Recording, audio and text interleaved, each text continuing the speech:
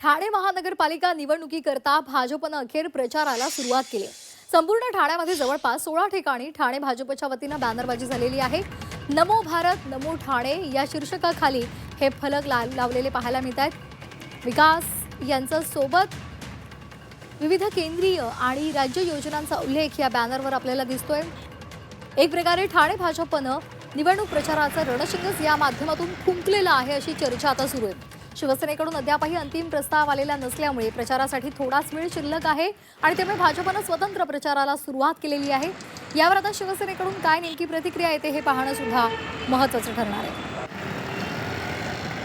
तर आपण हा संपूर्ण बॅनर पाहतोय, नमो भारत नमो ठाणे असं म्हटलेलं आहे आणि हा भाजपचा बॅनर आहे। कुठेतरी एकनाथ शिंदेंच्या बालेकिल्ल्यामध्ये भाजपनं पुढाकार घेतलेला आहे आणि हे बॅनर लावलेलं आहे। त्यामुळे ठाण्यामध्ये भाजप स्वबळावर लढणार का हे पाहणं खूप महत्त्वाचं ठरणार आहे। जागा वाटपासंदर्भात बैठकांचं सत्र एकीकडे सुरू आहे, मात्र एकमत होत नाहीये आणि त्यामुळे आजचा दिवस आहे। आजच्या दिवसभरामध्ये जर जागा वाटपाचं अंतिम स्वरूप निश्चित झालं नाही तर मात्र भाजपनं स्वबळाची तयारी केलेली आहे असं भाजपकडून सांगितलं जातंय।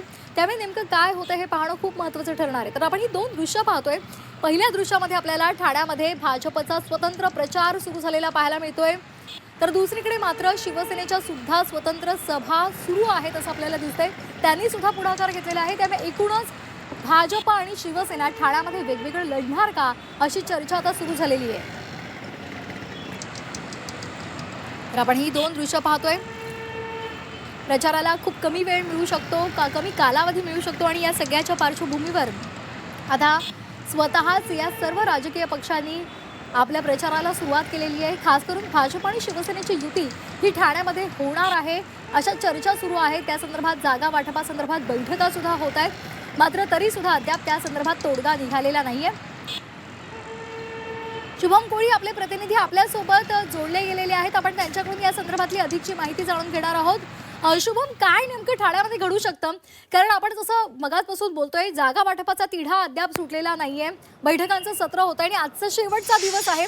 जर आज तोडगा निघाला नाही तर कुठेतरी शिवसेना आणि भाजप हे दोन्ही पक्ष स्वतंत्र लढू शकतात का? कारण एकीकडे निश्चित आपण पाहिलं तर भाजपच्या आणि त्याचबरोबर शिवसेनेच्या ठाण्यामध्ये युतीच्या बैठका जरी सुरू असल्या तरी या युतीच्या बैठकांमध्ये जे आहे तोडगा अद्यापही जो तो निघालेला नाहीये आणि यानंतर आपण पाहिलं तर संपूर्ण ठाणे शहरामध्ये जे आहे ते भाजपच्या वतीने एक बॅनरबाजी जी आहे ती केलेली आहे। संपूर्ण ठाणे शहरात जे प्रमुख ठिकाण आहेत त्या प्रमुख ठिकाणावरती अशा प्रकारची ही बॅनरबाजी सध्या पाहायला मिळते।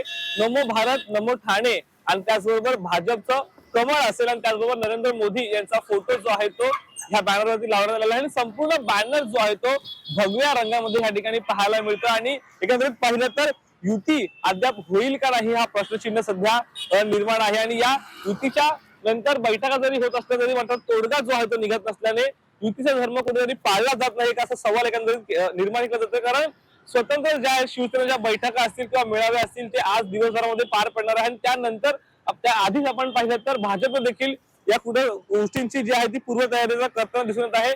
नमो भारत नमो ठाणे असा मजकूर लिहित जो आहे तो भाजपने देखील स्वबळाचा कुठेतरी नारा दिलाय का असं एकंदरीत प्रश्नचिन्ह जो आहे तो निर्माण होते। कारण पाहिलं तर काल रात्री देखील अनेक बैठका ज्या आहेत ते भाजप कार्यालयामध्ये पार पडल्याचं बोललं जात आहे आणि त्यानंतर आपण पाहिलं अशा प्रकारच्या बॅनरबाजीने जे आहे ते अनेक चर्चांना आता भाजपचा देखील स्वबळाचा नारा देखील उदाहरण जे आहे ते एकंदरीत दिलेलं आहे। त्याचमुळे येणाऱ्या काळामध्ये युती धर्म त्याचबरोबर युती नेमकी ठाण्यामध्ये शिवसेना व भाजपची होते का की एकच सेनेचा नारा हे दोन्ही पक्ष देतात हे पाहणं महत्त्वाचं असणार आहे। शुभम कोळी, झी मीडिया, ठाणे।